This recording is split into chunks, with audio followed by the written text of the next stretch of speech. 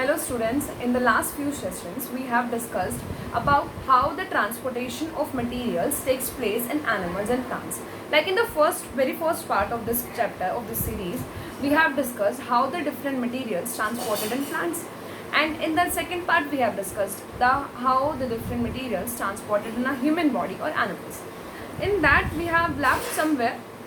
हमने लास्ट में क्या पढ़ा था, हमने दो चीज़ें पढ़ी थी कि हमारे बॉडी में क्या प्रेजेंट होता है, ह्यूमन सर्कुलेटरी सिस्टम प्रेजेंट होता है and that human circulatory system contains three things. What are the three things? Blood, second one is blood vessels and the third one is heart. ये तीन चीज़ें present होती हैं. Blood क्या है? Blood is a liquid which transport the material. Blood में हमारे क्या क्या प्रेजेंट होती हैं? ब्लड में प्लाज्मा प्रेजेंट होता है, रेड ब्लड सेल्स प्रेजेंट होती हैं, WBCs प्रेजेंट होती हैं and the third one is platelets. These few things are present in the blood. अब नेक्स्ट अगर हम ब्लड वेसल्स देखें तो there are three types of blood vessels: veins, arteries and capillaries. We have already discussed all these things. इनका क्या function होता है, इनका क्या, ये कैसे वर्क करती है, we have already discussed in the second part. In this part we are going to discuss what is the process of circulation that takes place in a human body and what is the structure of heart. Heart के बारे में थोड़ा सा पढ़ेंगे हम, circulation के बारे में पढ़ेंगे and after that we will wrap up our chapter by the process of excretion. Excretion का हमारा लास्ट टॉपिक होगा. एक्सक्रीशन कैसे होता है ह्यूमन बॉडी में या फिर किसी एनिमल बॉडी में, किसी प्लांट बॉडी में एक्सक्रीशन किस तरीके से होता है, हमें वो पढ़ना है. So we will start with the heart. Human heart. Basically, human heart is a muscular organ which is made up of cardiac muscles. Special type of muscles हमारी बॉडी में प्रेजेंट होती हैं which is only there in our heart. Cardiac muscles होती हैं. Cardiac muscles का हमारा heart बना होता है which is present somewhere between the lungs, rib cage. हमारा बोन का, हमारा skeleton system का जो rib cage होता है वो उसको प्रोटेक्ट करता है. Suppose these are lungs. Heart is somewhere like this. In the middle of the lungs, but it is tilted towards earth. तभी हमें इसी वजह से, जो क्योंकि लेफ्ट की तरफ टिल्ट होता है, इस एरिया में जो हार्ट बीट है अपनी वो लेफ्ट साइड से सुनाई देती है. ओके, सो अब हम किसके स्ट्रक्चर की बात करते हैं. Will discuss the structure of a human heart. Human heart कैसा होता है? Human heart contains basically the 4 chambers. कितने चैम्बर्स होते हैं ह्यूमन हार्ट में? 4 चैम्बर्स होते हैं. देयर आर रीजन, ऐसा भी नहीं है कि 4 चैम्बर्स हैं, उसका कोई सर्टन रीजन नहीं है, ऐसे ही डिविजन हो गया. There is a reason behind it, क्योंकि कुछ एनिमल्स ऐसे होते हैं विच हैव ओनली 2 चैम्बर्स, जिनके पास सिर्फ कितने चैम्बर्स होते हैं? 2 चैम्बर्स होते हैं. सो अब बीइंग अ कॉम्प्लेक्स ऑर्गेनिज्म तो कॉम्प्लेक्सिटी थोड़ी सी तो हमारी में भी बॉडी में इंक्रीज होगी, ऑब्वियसली बात है. 4 चैम्बर्स होते हैं. कैसे 4 चैम्बर्स होते हैं? अगर हम सिस्टमैटिक डायग्राम स्टडी करें या फिर अगर मैं आपको अपनी बुक के अकॉर्डिंगली बताऊँ तो हमारी बुक में अगर हम देखें तो there are 4 chambers. This one, एक ये चैम्बर प्रेजेंट होता है, एक ये चैम्बर होता है एंड द लोअर 2 चैम्बर्स. अगर मैं सिस्टमैटिकली देखूँ, मैंने इसको एक स्क्वायर से रिप्रेजेंट किया तो क्या है? 2 chambers upper chamber, these 2 are upper chambers which are known as auricles and these 2 are the lower chamber which are known as ventricles. 2 chamber auricle present होते हैं, 2 चैम्बर हमारे वेंट्रिकल प्रेजेंट. अगर हम दोनों चैम्बर्स को अलग अलग नाम दें, सो अब हम क्या देखेंगे? Left and right. ये मेरा राइट हैंड है, this one is left hand. तो ये चैम्बर, इस साइड वाला चैम्बर कौन सा हो जाएगा? This chamber is the left auricle. अगर मैं इस साइड देखूँ, मतलब ये वाला चैम्बर देखूँ, this one, then this is the right auricle. So this is the left auricle and this one is the right auricle. In the same way, this one is the left ventricle and this one is the right ventricle. We have to take care about the directions. मतलब हमें ध्यान रखना है directions क्या है, हम left और right किस तरीके से ले रहे हैं. हमें सोचना क्या है, हमारे हार्ट में अगर होगा तो वो चैम्बर किस डायरेक्शन में होगा. हमारा हार्ट जो होगा, हमारे हार्ट का राइट यही वाला हैंड होगा ना, जो हमारा राइट हैंड है. बॉडी के अकॉर्डिंग राइट वाला ही हमारा ये हो, लेकिन हमारा जो हार्ट का डायरेक्शन है वो तो ये वाला होगा. ऐसे ही हमारा जो लेफ्ट साइड होगा वो ये वाला होगा. So these are the left part and these are the right. ये राइट चैम्बर्स और ये लेफ्ट चैम्बर्स किससे सेपरेटेड होते हैं? सेप्टम से सेपरेटेड होते हैं. There is a separation wall जिसको हम क्या बोलेंगे? सेप्टम. और there are certain walls present in our heart. Walls present होती हैं। वॉल्स का काम क्या होता है? To prevent the backward flow of blood, to prevent the backward flow of blood. ये हम पूरा डिस्कस करेंगे कि बैकवर्ड फ्लो ऑफ ब्लड का क्या मतलब, जब हम सर्कुलेशन पढ़ेंगे तब उसको तब डिस्कस करेंगे। We are moving with that, हम वही चीज़ पढ़ने वाले हैं। अब हम क्या करते हैं, थोड़ा सा वेन्स को ब्लड वेसल्स थोड़ा सा कनेक्ट करने की कोशिश करते हैं, ठीक है। हार्ट से वेसल्स कनेक्ट करते हैं। Suppose this is a lung, हमारे लंग्स प्रेजेंट है यहाँ पर, ठीक है। लोअर बॉडी में हमारे यहाँ पे मान लिया कि हमारे बाकी बॉडी पार्ट्स है। बाकी बॉडी पार्ट्स, बहुत सारे बॉडी पार्ट्स हैं जिनको ब्लड रिक्वायरमेंट होती है, जिनको सारी सेल्स को ट्रांसफर करना पड़ता है। सो हमने क्या करा, हमने कंसिडरेशन कर लिया कि हमारा ये हार्ट है और इस हार्ट पे ऊपर साइड क्या प्रेजेंट है, these are lungs, and lower side पे क्या प्रेजेंट है, बॉडी पार्ट्स प्रेजेंट है, ठीक है।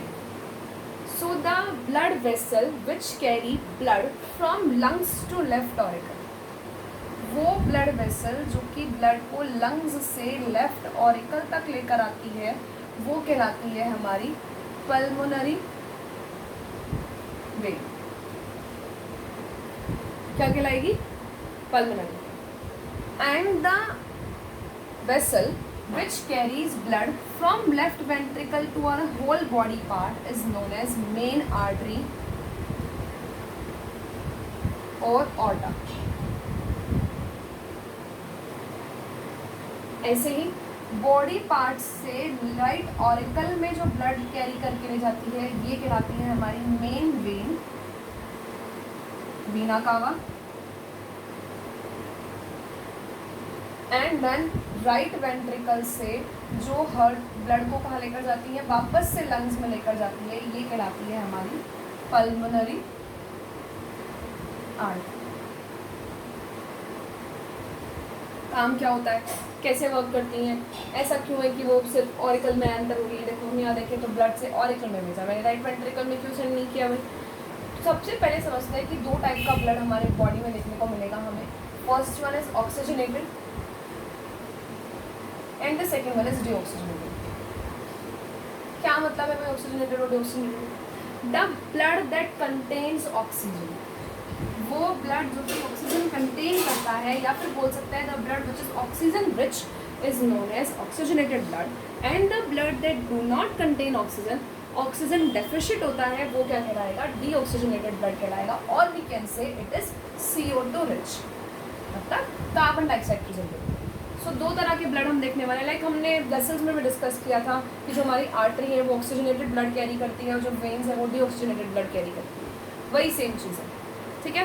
सो हम थोड़ा सा सर्कुलेशन के बारे में करते हैं, सर्कुलेशन होता कैसे। सबसे पहले बात हम करते हैं लंग्स से स्टार्ट करते हैं। When we breathe in, oxygen enters in our lungs. जब हम ब्रीदिंग करते हैं हमारे लंग्स में ऑक्सीजन एंटर करती है, एंड वो जो ऑक्सीजन है वो फिर किससे कंबाइन हो जाती है, वो ब्लड से कंबाइन हो जाती है। हमारे ब्लड में जो हीमोग्लोबिन प्रेजेंट है वो उससे कंबाइन होकर क्या करता है, उसे अटैच कर लेता है ताकि वो उसे ट्रांसपोर्ट कर सके। यही क्या होगा, लंग्स में क्या ऐड हो गया, लंग्स में जो ऑक्सीजन आई थी वो ब्लड में ऐड हो चुकी है। दैट मीन्स अब यहाँ पर जो ब्लड है वो कैसा है, ऑक्सीजनेटेड ब्लड।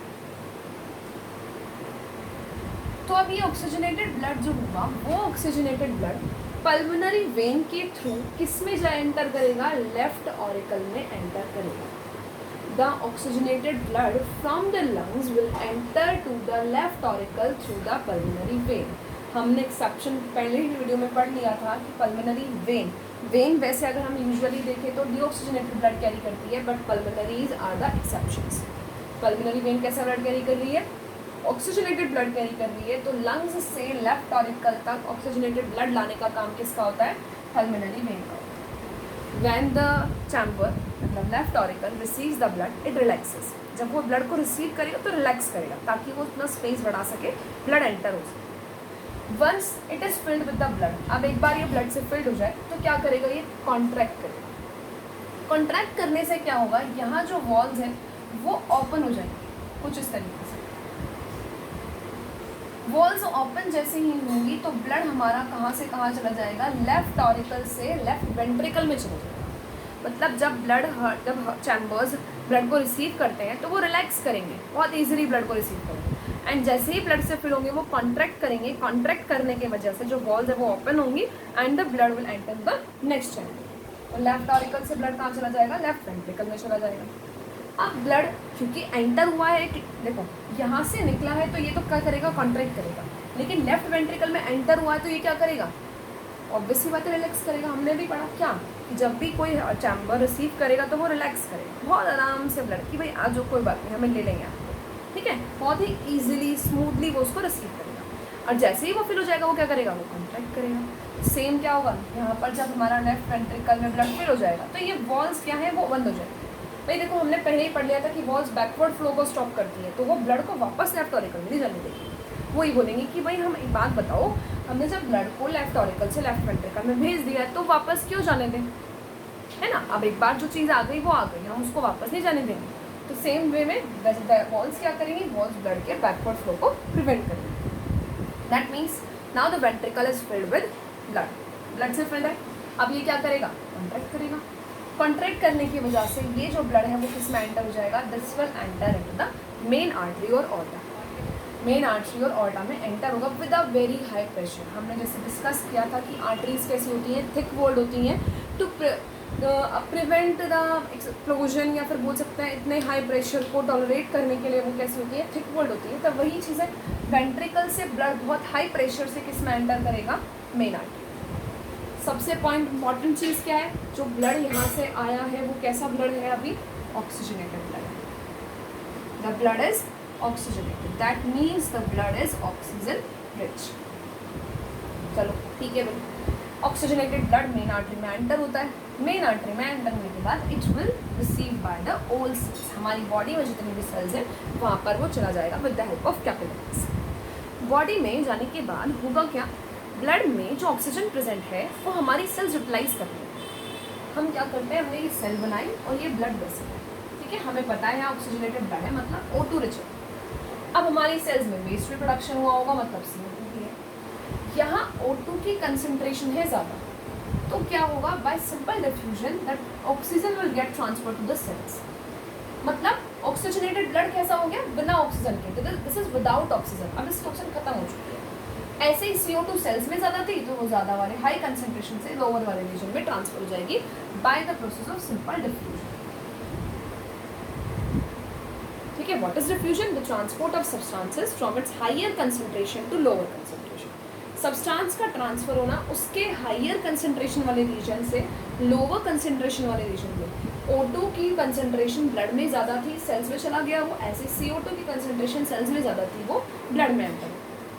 तो इसका मतलब क्या हुआ, जो ब्लड हमने सेल्स में या बॉडी पार्ट में ऑक्सीजनेटेड सेंड किया था अब वो कैसा हो जाएगा, now it will convert into the deoxygenated blood.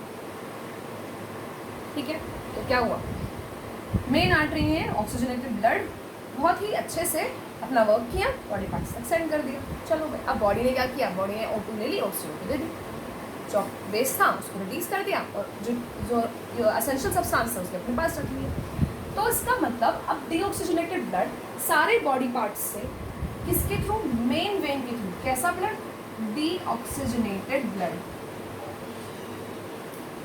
कहाँ ट्रांसफर करेगा, it will enter in the right auricle. As I said, अब राइट ऑरिकल में क्योंकि ब्लड एंटर हो रहा है, that means it will relax and once it is filled with the blood it will contract to send the blood to the right ventricle.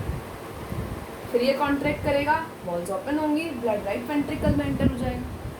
हुआ क्या, body parts में क्या कर लिया, ऑक्सीजनेटेड ब्लड को डीऑक्सीजनेटेड कर दिया, मतलब उसकी ऑक्सीजन यूटिलाइज कर ली, और डीऑक्सीजनेटेड ब्लड को मेन वेन वीना कावा के थ्रू कहाँ सेंड कर दिया, राइट ऑरिकल में सेंड किया। राइट ऑरिकल रिलैक्स करके रिसीव करेगा, फिर देन कॉन्ट्रैक्ट करेगा, कॉन्ट्रैक्ट करके ब्लड को कहाँ सेंड कर देगा, राइट वेंट्रिकल में सेंड कर देगा। Now the blood, deoxygenated blood from the right ventricle will enter to the lungs through the pulmonary artery।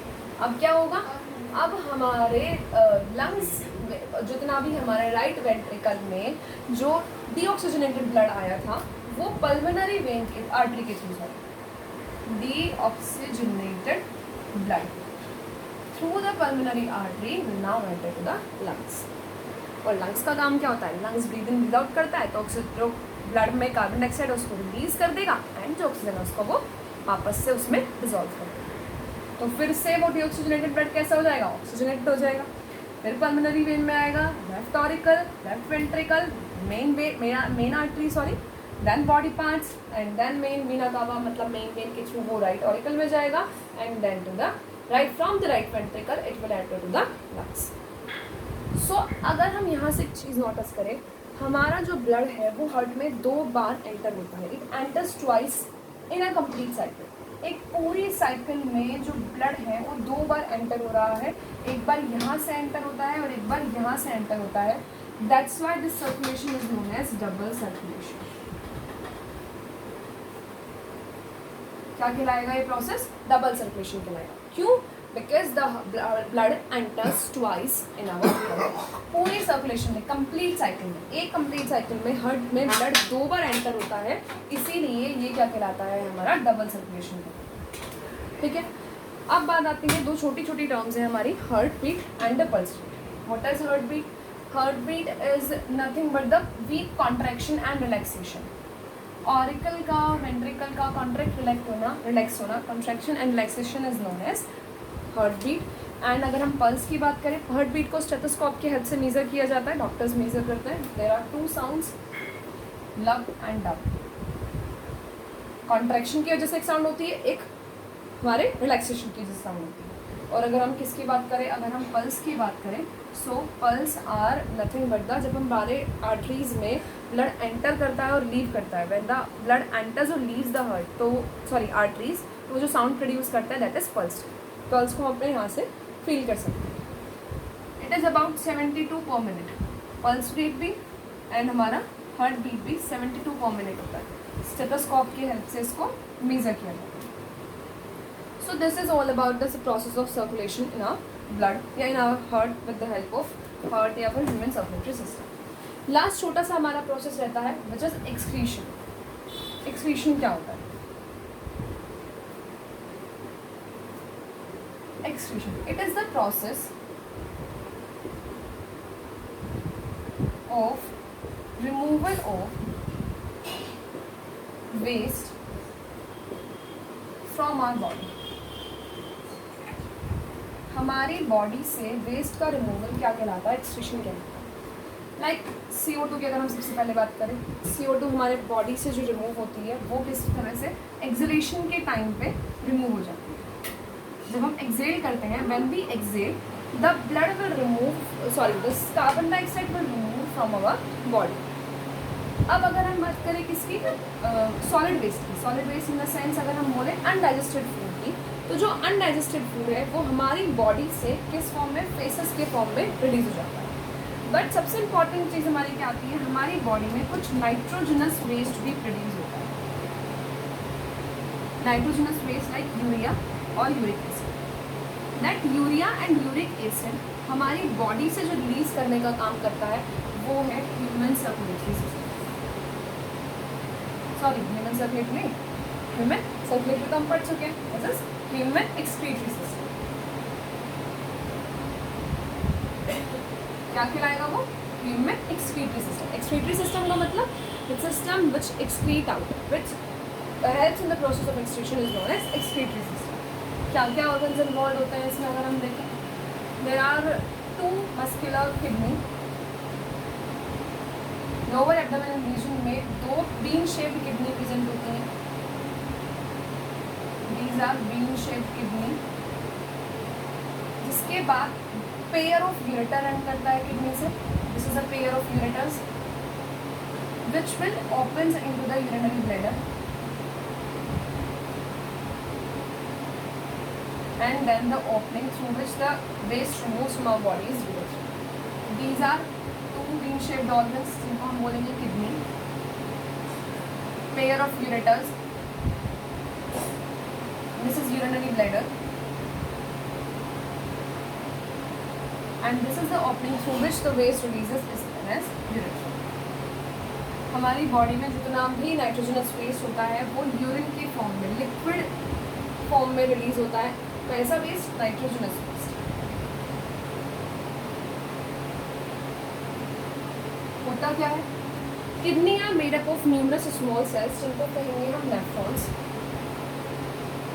Nephrons क्या करती हैं? हमारे ब्लड को फिल्टर करने का काम करती हैं. किडनी तक जो भी ब्लड आएगा, यहाँ पर आर्टरीज और वेन्स कनेक्टेड रहती हैं, जो कि क्या करेंगी, ब्लड को ट्रांसपोर्ट करने का काम करती हैं, मतलब हमारे लंग्स हमारी किडनी में लेकर आना और फिर वापस से प्योरीफाई करके वापस लेकर जाना, दोनों काम करेंगी। सबसे पहले जो डर्टी ब्लड है वो किडनी में एंटर होगा। किडनी में एंटर होने के बाद नेफ्रॉन्स के हेल्प से वो ब्लड क्या हो जाएगा, वो ब्लड फिल्टर हो जाएगा। Like a normal filtration process हमारा ब्लड फिल्टर होता है। इसमें जितनी भी हमारा वेस्ट प्रोडक्ट होगा, वेस्ट मटेरियल होगा ब्लड में, वो तो हमारा क्या होगा, वो यूरिन के फॉर्म में कन्वर्ट हो जाएगा। एंड जितना भी यूजफुल सब्सटेंस होगा वापस से वो रीअब्जॉर्ब भी हो जाता है। What ever the useful substances, जैसे लाइक कभी एक्सेस वाटर रिलीज ना हो जाए, कोई सॉल्ट एक्सेस रिलीज ना हो जाए, उन सबको मेंटेन करते हुए फिल्ट्रेशन होगा। And then the waste will produce which is urine, जो कि फिर urine collecting duct that means जो यूरेटर है वो कलेक्ट करेगी, कलेक्ट करके उसको कहाँ पर सेंड कर देती है, यूरिनरी ब्लैडर में सेंड करेगी। And it will store into the urinary bladder until our mind sense, our brain sends the reflexes. जब तक हमारा ब्रेन रिफ्लेक्सेस सेंड नहीं करेगा तब तक वो वापस स्टोर रहेगा। And after that once the brain sends the reflexes it will release through the opening called urethra. So हमारी बॉडी से नाइट्रोजनस वेस्ट कैसे रिलीज होता है, यूरिन के फॉर्म में रिलीज होता है, किसकी हेल्प से, human circulatory system, excretory system की हेल्प से। अगर हम इसकी कॉम्पोजिशन की बात करें तो हमारा ये क्या कंटेन करता है, सॉल्ट्स कंटेन करता है, यूरिया कंटेन करता है, यूरिक एसिड कंटेन करता है, एंड वाटर भी ये कंटेन करता है। There are several salts which are formed in our body. अच्छा, एक अगर हम केस बोले, if in case the kidney does not function well, अगर किडनी सही तरीके से फंक्शन ना करे देन उस केस में क्या होगा, दो चीज़ें हो सकती हैं। First one is the process of dialysis, हम डायलिसिस को यूज़ कर सकते हैं प्रोसेस का। And the second one is kidney transplant. Dialysis में क्या किया जाता है, dialysis nothing but the artificial kidney type. हमारी बॉडी को, पेशेंट की बॉडी को जिसकी किडनी प्रॉपरली फंक्शन नहीं कर रही है, उसकी बॉडी को डायलिसिस मशीन से कनेक्ट कर दिया जाता है। It is somewhat like a machine. जो मशीन क्या करती है, ब्लड को हमारी बॉडी से डर्टी ब्लड को लेगी, उसको प्योरीफाई करके वापस से बॉडी में एंटर कर देती है। ये प्रोसेस यूज़ किया जाता है। ये प्रोसेस तब भी यूज़ कर सकते हैं जब हमारी किडनी प्रॉपरली फंक्शन नहीं करे। एंड इन सम केसेस ऐसा भी होता है कि हमारा जो एक तरह से डायलिसिस से भी प्रॉपरली फंक्शन नहीं हो पाता, in that case kidney transplant is the only. यहाँ तो डिसफंक्शनिंग वाला केस है, जब हमारी किडनी प्रॉपरली फंक्शन नहीं करती। किडनी ट्रांसप्लांट जब होता है जब किडनी फेलियर हो जाता है, तो किडनी को ट्रांसप्लांट किया जाता है फ्रॉम द परफेक्ट डोनर से कलेक्ट करके उसको ट्रांसप्लांट कर दिया जाता है। So this is the whole process of excretory system, how the excretion takes place in our body. Nephrons की भी अगर हम बात करें तो नेफ्रॉन्स क्या है, nephrons are the unit cells. Kidney की छोटी छोटी सेल्स, किडनी जिस सेल से मिलकर बने हैं वो नेफ्रॉन कहलाता है। इनकी छोटी सी स्ट्रक्चर भी अगर हम देखें तो यहाँ पर बोमेन्स कैप्सूल प्रेजेंट होता है, फिर ये ट्यूब्यूल्स होती है, and then the duct, this is urine collector. यहाँ पर हमारा ब्लड वेसल्स का पूरा ग्रुप प्रेजेंट होता है। This is a typical nephron जो कि फिल्ट्रेशन करने का काम करता है। So this is the whole process how the excretion takes place in our body. इसके अलावा हमारी बॉडी से जो एक्सेस सॉल्ट वगैरह है वो स्वेट के फॉर्म में भी कभी कभी रिलीज होता ही है। स्वेट का एक बेनिफिट हो रहा है, sweat provides as the cooling effect. हमारी बॉडी को स्वेट क्या प्रोवाइड कराता है, कूलिंग इफेक्ट कराता है। सो हमने पूरा डिस्कस कर लिया। ट्रांसपोर्टेशन इन प्लांट्स हम डिस्कस कर चुके हैं, ट्रांसपोर्टेशन इन एनिमल्स भी कंप्लीट हो गया। And this is the last topic which is the how the process of excretion takes place in our body. Please read the chapter carefully, and if you have any doubt then you can ask. Thank you so much.